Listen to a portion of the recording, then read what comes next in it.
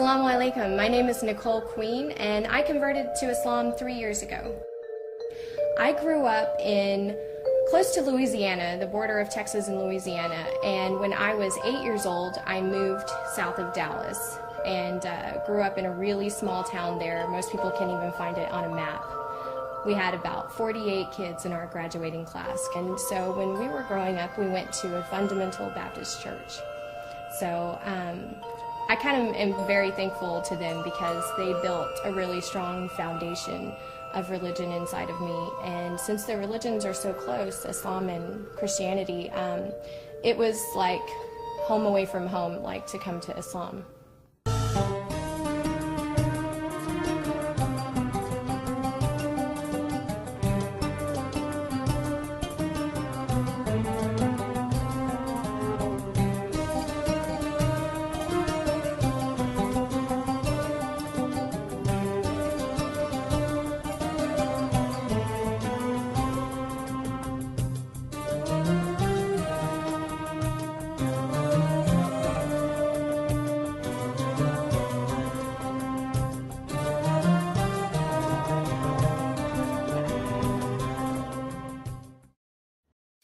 Nicole Queen and her husband Hassan live busy lives, working in the heart of Dallas, Texas, the largest non-coastal city in the United States.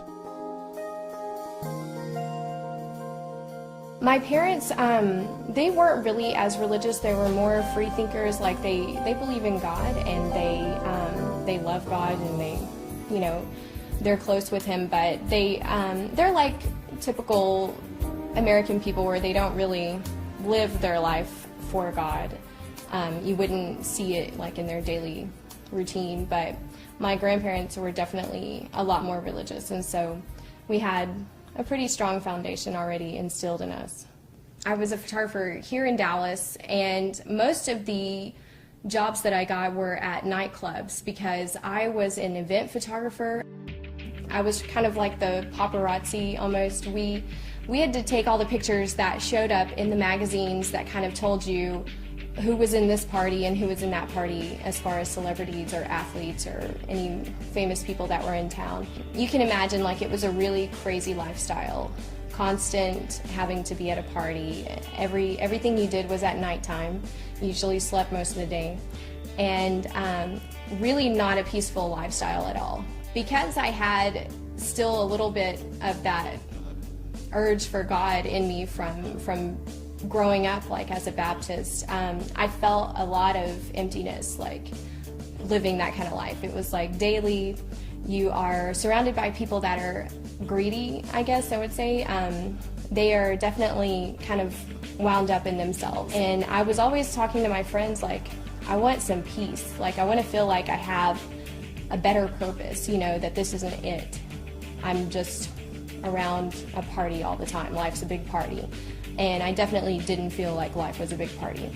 So they would always tell me, you have an awesome life. People want to be like you. You get to go to things that people have never been to, and you get to be around all these producers and publishers and everything. But when you're around that all the time, it's kind of scary. You look at people and you think, nobody cares about anything. Nobody cares about anything important. They don't even really know what's going on outside of their little bubble that they live in.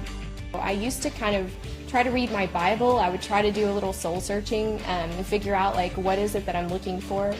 And I would have nightmares at night, just where I'm just searching for something and it's like I can't find it and I'm always running towards something.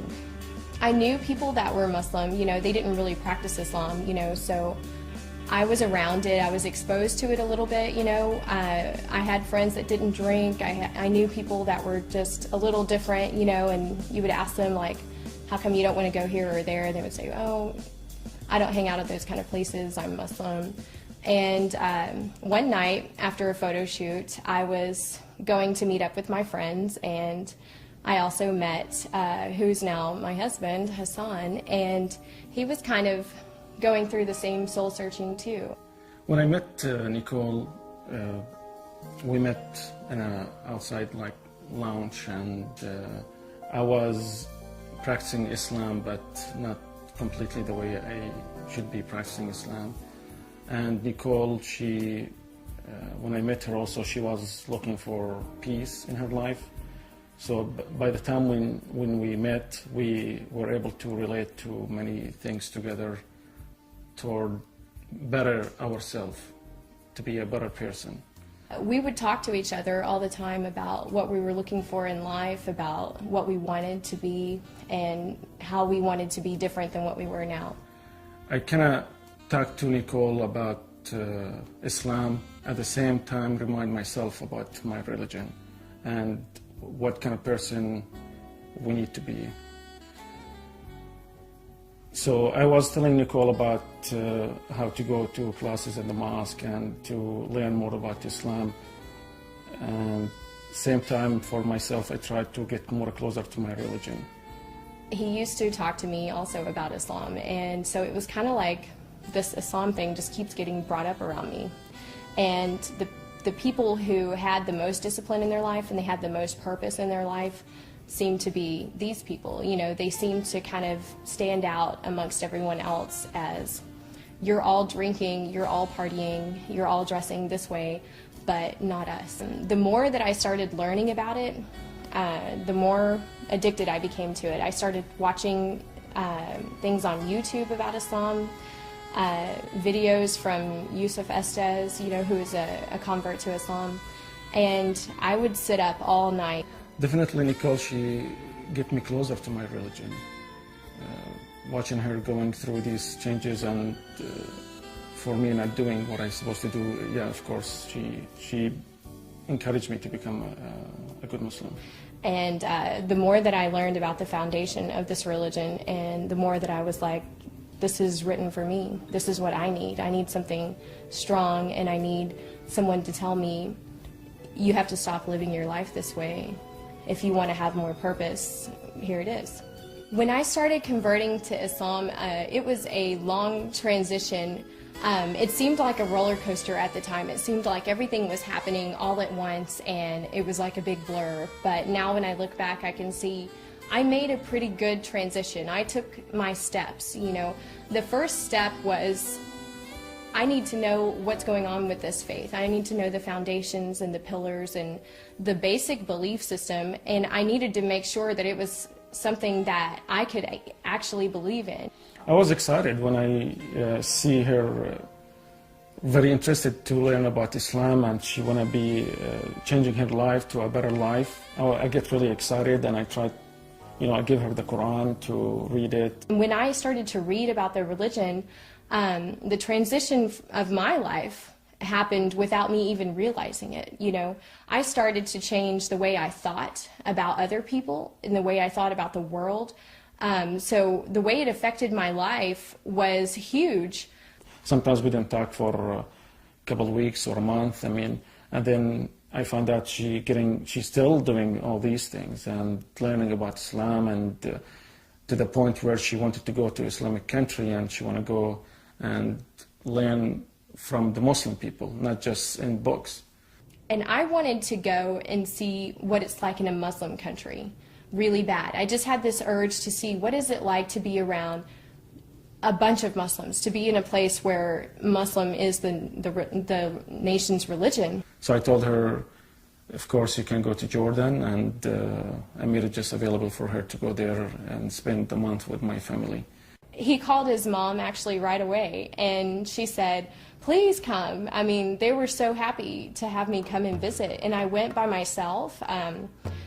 And I took a bunch of clothes that are typical for a hijabi girl to wear. And at the time, I thought of hijab as something that you have to earn. Like, you have to study Islam for a long period of time before you can wear the hijab. Like, that's what I thought. I thought, I'm never going to get to that point. It's going to take me a long time to ever be like those women, I thought it was like a rite of passage.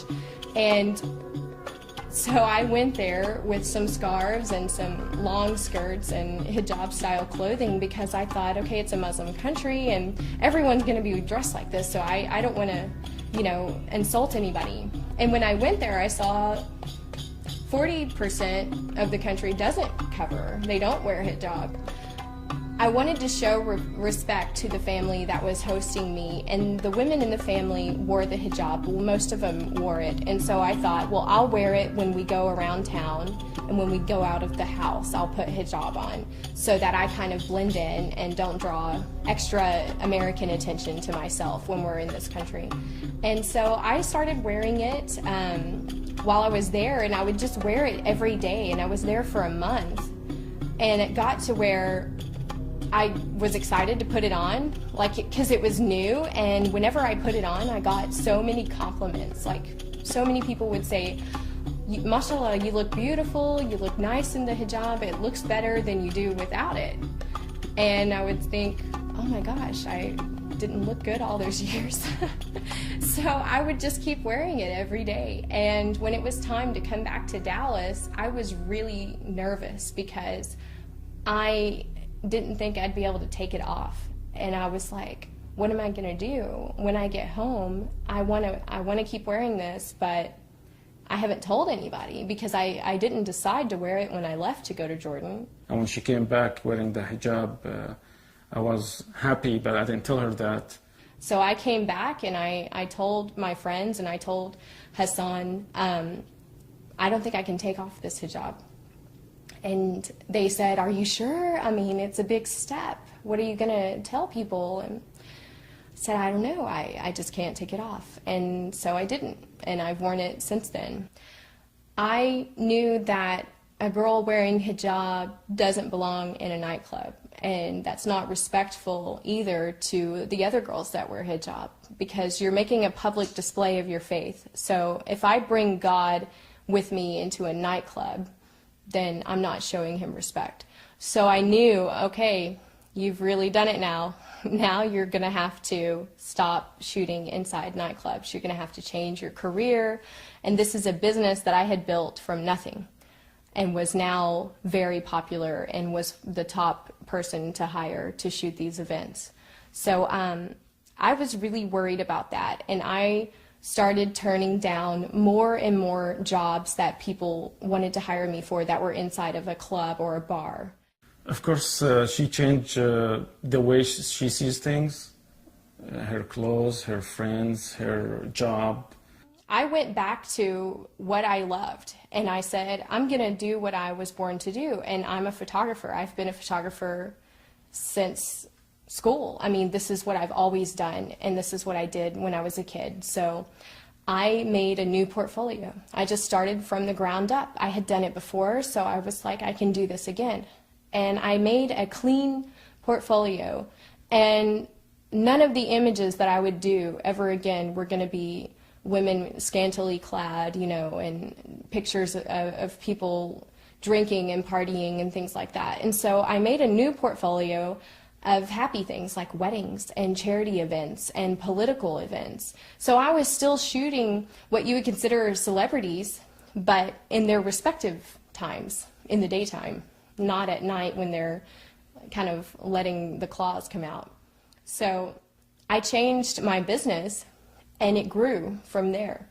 And now, with my hijab on and my new way of shooting and my new kind of outlook on photography now, I'm busier than I ever was when I was just flaunting myself. So I don't know if that's a gift from God or what, but my business has grown double since then, and I'm thankful for that. And everything that I shoot now, I feel proud of. I feel like I wouldn't be embarrassed to show this to my grandmother.